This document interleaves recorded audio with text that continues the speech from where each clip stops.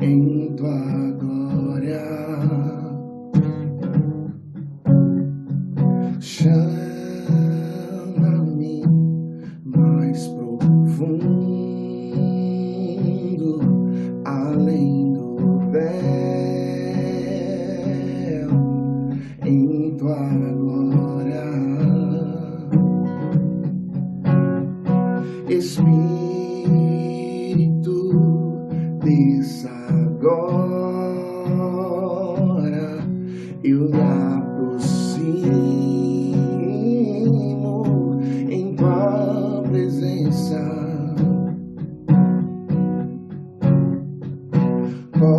Cobre-me com tua graça, sou filho que ama tua glória. Anseio por mais de ti, com meu respirar, com meu caminhar, eu queimo de amor por ti, com desejo santo, queima o fogo santo, tua glória vem ao céu, na terra,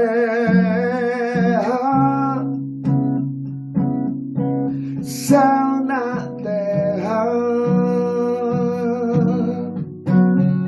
tua glória vem ao céu, na terra,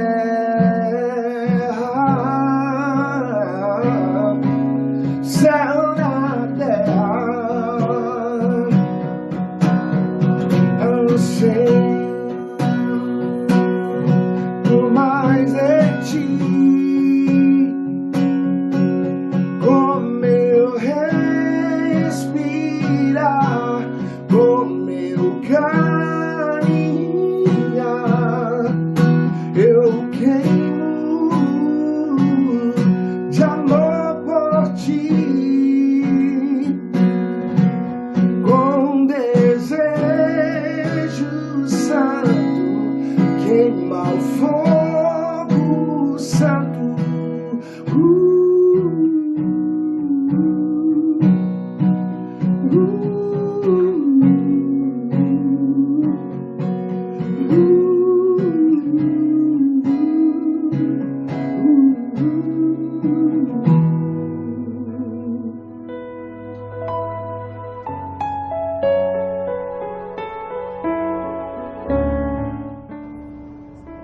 A paz do Senhor Jesus, igreja. Boa noite, queridos. Vamos para a nossa leitura bíblica nessa noite. Ela se concentra no Salmo 124. Leremos todo o Salmo, versos de 1 a 8.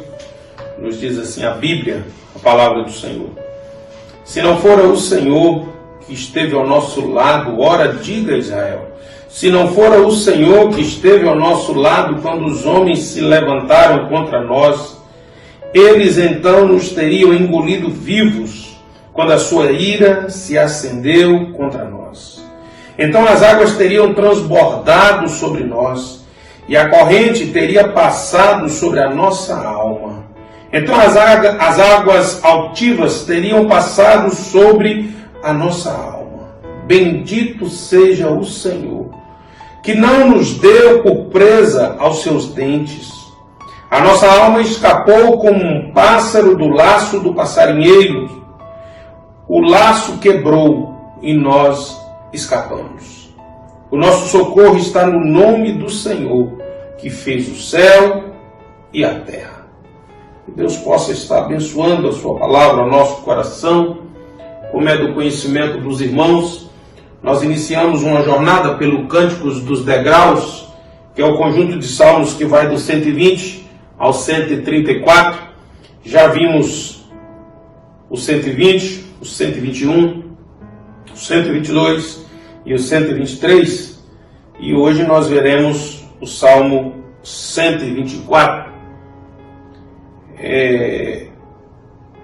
Por ser já do Cântico dos Degraus, o indício, ou a clareza, podemos assim dizer, é que o salmo anterior terminou. Esse salmo não está continuando o assunto do salmo anterior, que é o 123. Lembrando você que o salmo 123 terminou nos versos 3 e 4, dizendo: tem compaixão de nós, Senhor, tem compaixão, pois estamos saturados de tanto desprezo. A nossa alma está saturada da zombaria dos arrogantes e do desprezo dos soberbos. Então esse é um assunto, e por ser uma canção e por ser um salmo independente, aqui é um assunto específico. Alguns atribuem a autoria desse salmo a Davi, mas daqui a pouco a gente fala sobre isso.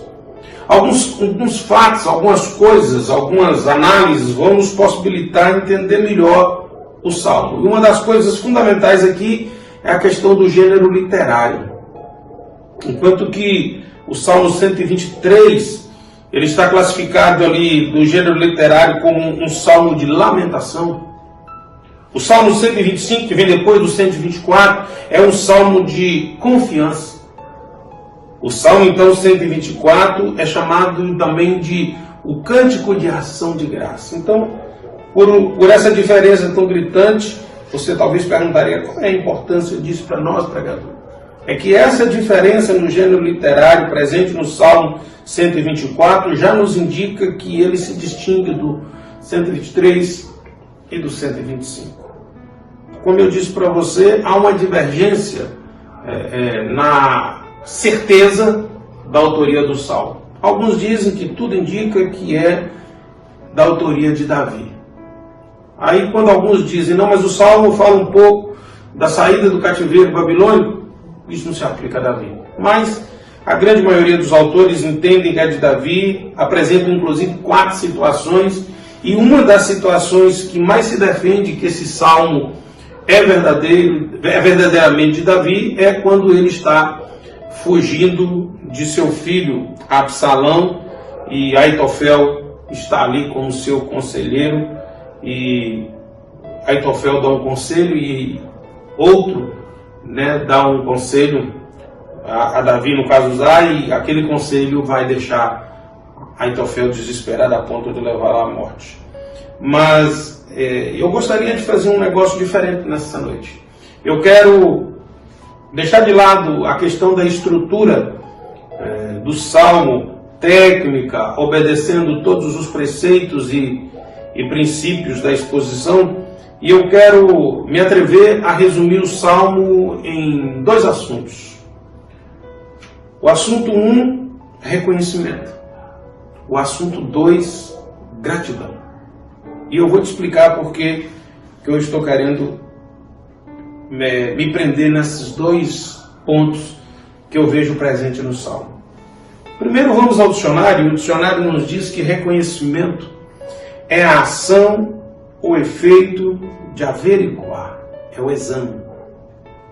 E aí o segundo significado de reconhecimento é confissão de erro, crime ou pecado. Por que você está dizendo isso, pastor? Versículo 1 e 2 do Salmo em questão. Se não fosse o Senhor que esteve ao nosso lado, Israel que o diga, não fosse o Senhor que esteve ao nosso lado quando os nossos inimigos se levantaram contra nós.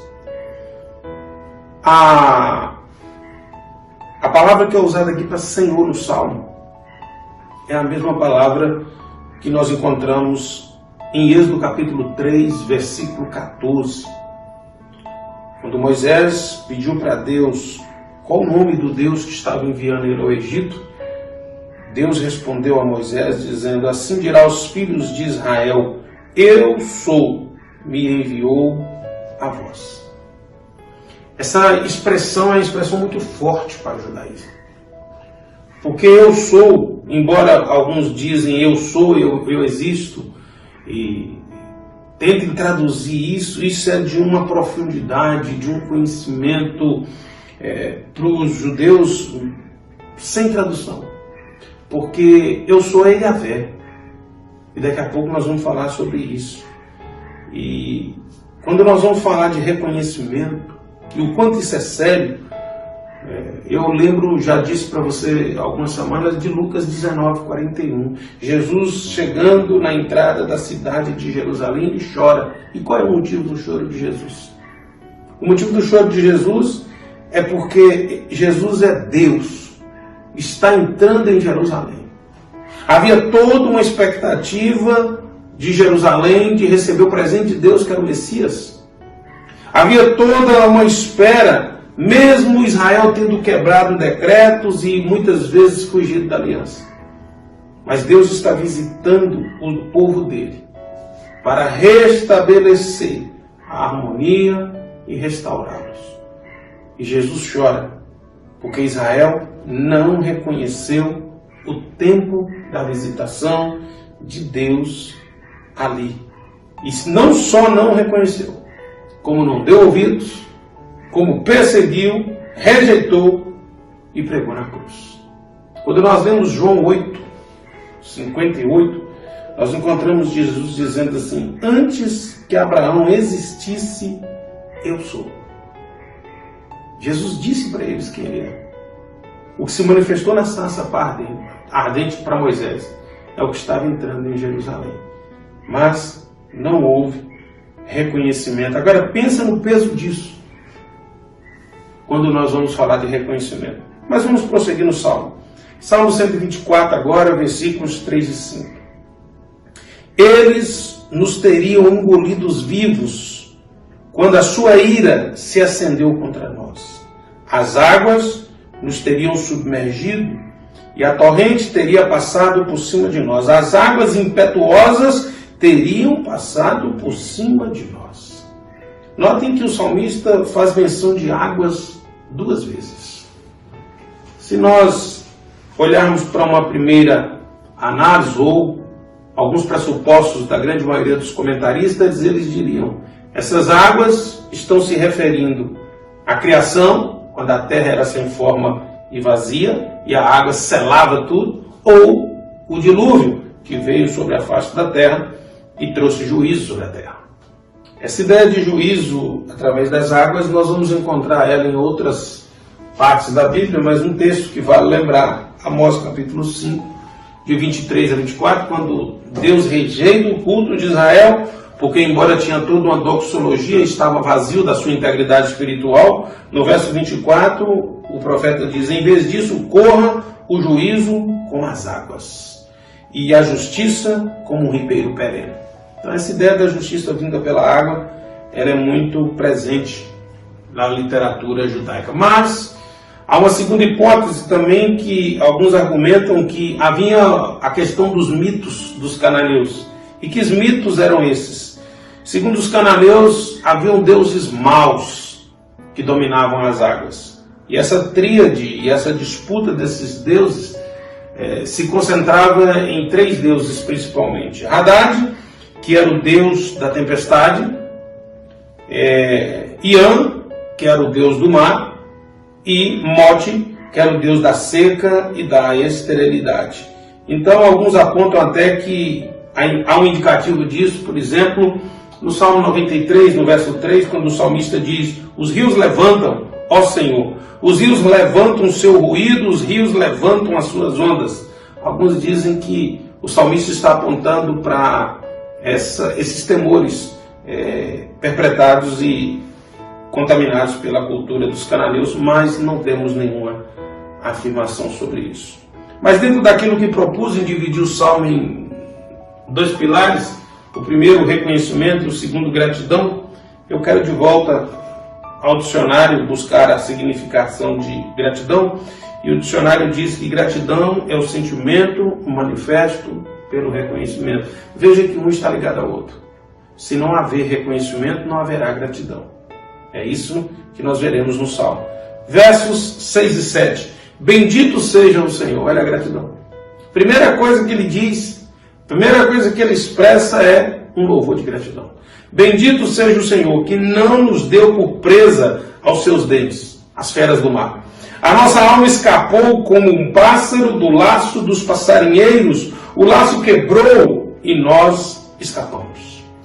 Veja que o autor não só apresenta como algo terrível que sai das águas, feras de dentes, mas agora ele acrescenta uma outra figura que Israel também apresentava grande temor. Os laços do passarinheiro. Está presente lá no Salmo 91, no verso 3. Porque ele te livrará do laço do passarinheiro e da peste perniciosa, é claro. E o apóstolo Paulo, que era fariseu, judeu, de Cafarnaum, circuncidado ao 8º dia, observador da lei, ele faz menção 2 vezes, mas no Novo Testamento ele deixa mais claro que laço é esse.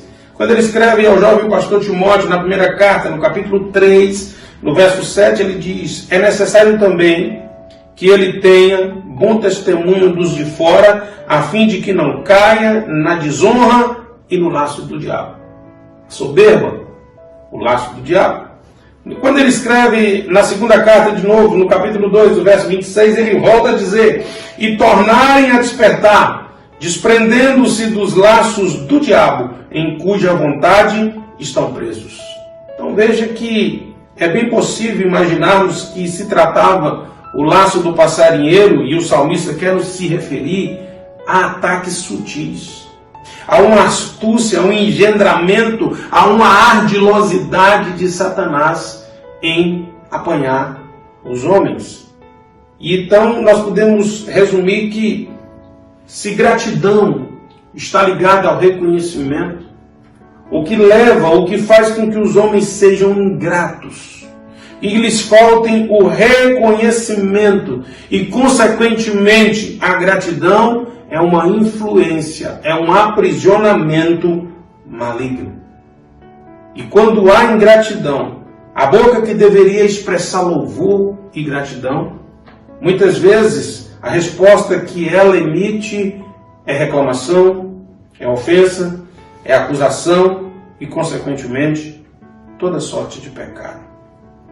Mas gratidão não estará presente no abrir dessa boca.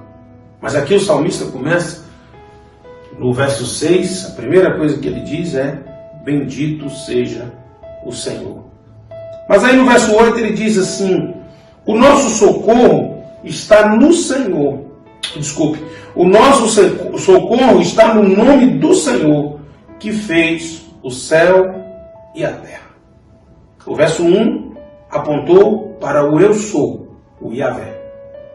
Agora, ele está afirmando que o socorro está no nome do Senhor, que fez o céu e a terra.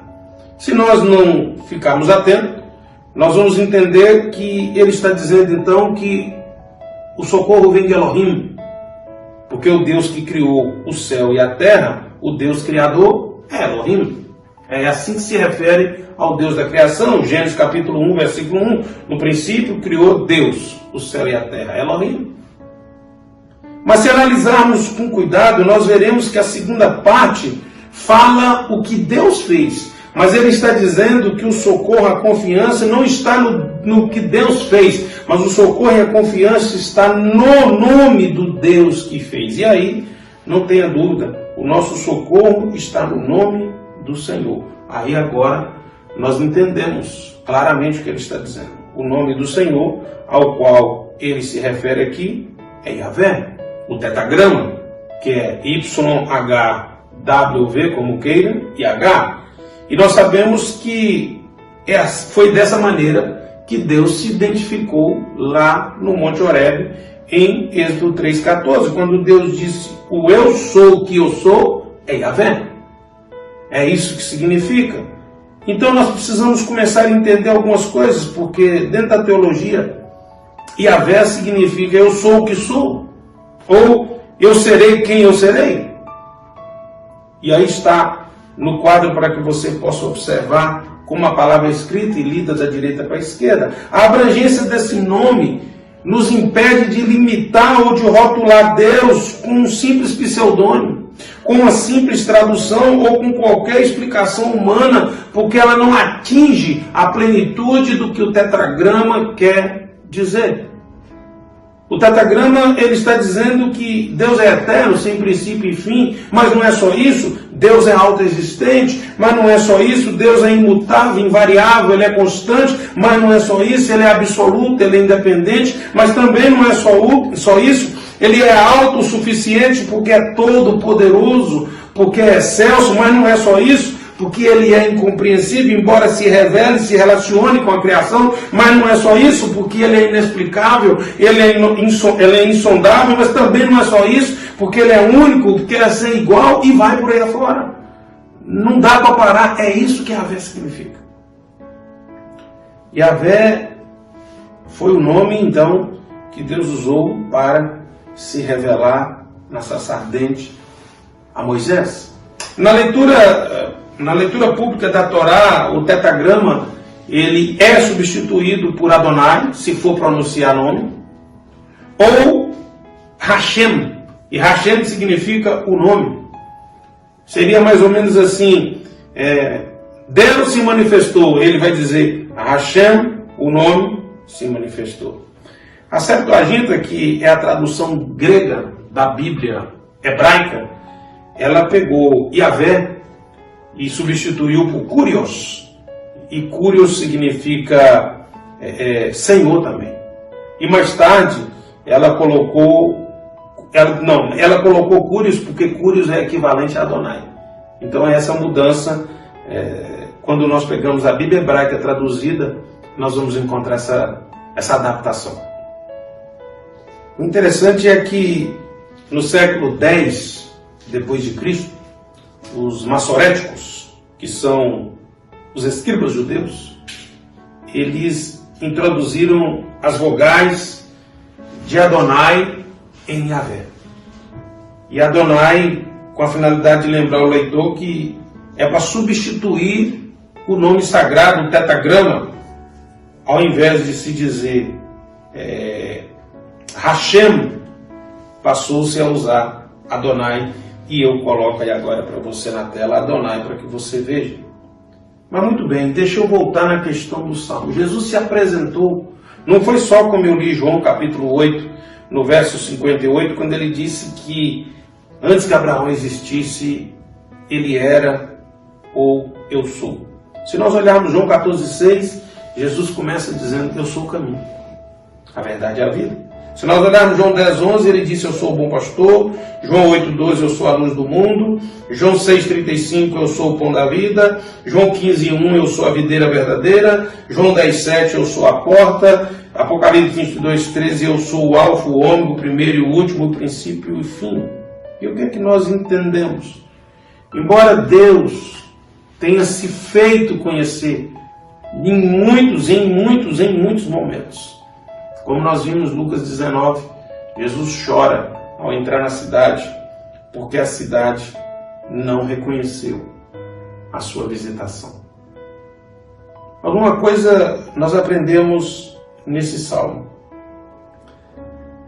O ingrato, o que não reconhece, ele pode até levar às lágrimas quem o socorre, quem está disposto a fazer alguma coisa por ele. E no caso de Jesus, ele não está chorando, não é por falta de reconhecimento, de aplauso ou tapinha nas costas. É porque ele queria fazer o melhor por eles. Como um pai, muitas vezes, quer fazer o melhor para o seu filho e ele não reconhece. Como um pastor pela sua ovelha, ele não reconhece. Como um professor por um aluno, mas ele não reconhece e por isso não consegue ser grato. E um outro exemplo que nós temos, por exemplo, é Cafarnaum. Jesus morava nessa cidade praticamente, era o lugar que ele escolheu para descansar nas suas rotas. Mas quando nós vemos Mateus capítulo 11, versículo 23, está escrito: e tu, Cafarnaum, pensa que será elevado até o céu, porque Jesus tinha feito da cidade sua morada? Será jogada no inferno, porque se em Sodoma se tivesse operado os milagres que foram feitos em você, ela teria permanecido até o dia de hoje. Então eu gostaria de reforçar com você que esses textos nos ensinam que, embora o ingrato produza tristeza e até sofrimento para aqueles que querem lhe fazer o bem, o prejuízo na realidade é para o ingrato. Jerusalém pagou caro por não reconhecer e não ser grata à visita do Salvador.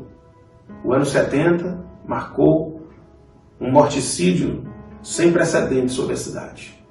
Sobre Cafarnaum, o próprio livro de Mateus, no capítulo 11, no verso 24, diz: mas eu digo, quem está dizendo é Jesus, mas eu digo a vocês que no dia do juízo haverá menos rigor para a terra de Sodoma do que para vocês.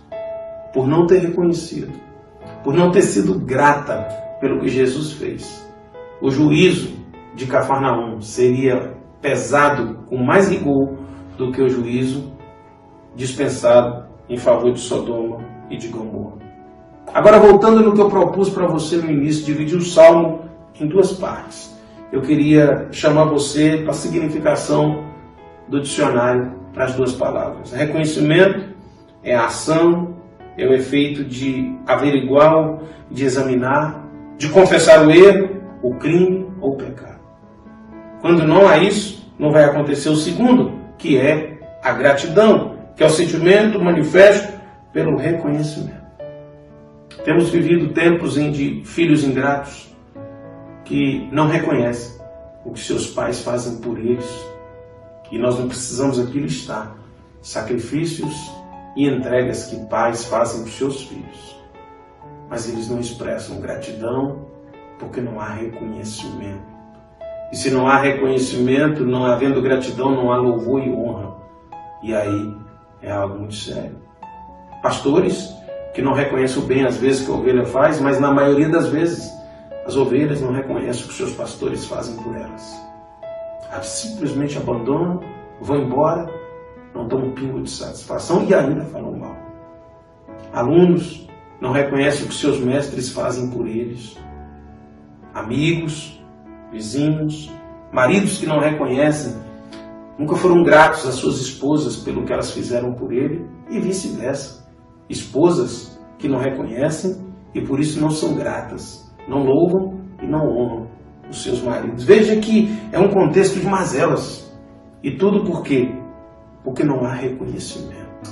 Não há um exame cuidadoso a ponto de levar à confissão de um crime, de um pecado e de um erro. Porque havendo isso, certamente faremos o que o salmista fez. Havendo reconhecimento, manifestaremos a gratidão. Eu gostaria de orar com você nessa noite.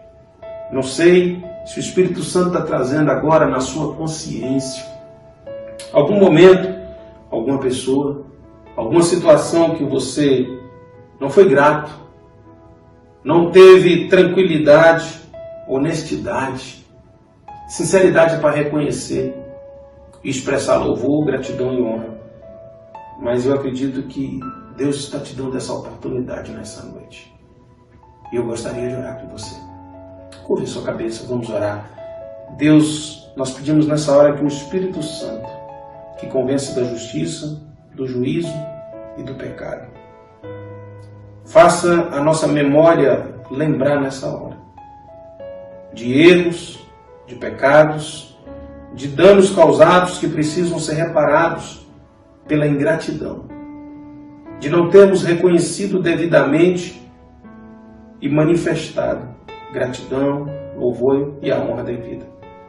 Perdoa-nos, Senhor. Às vezes que fomos ingratos com o Senhor. Às vezes que não fizemos como o salmista fez. Se não fosse o Senhor. Se não fosse o Senhor. Bendito seja o nome do Senhor. Nos perdoa nessa noite, Senhor. Dá-nos a chance de reparar todo o dano causado, todo o erro cometido. Mais uma vez nós te pedimos, perdoa os nossos pecados.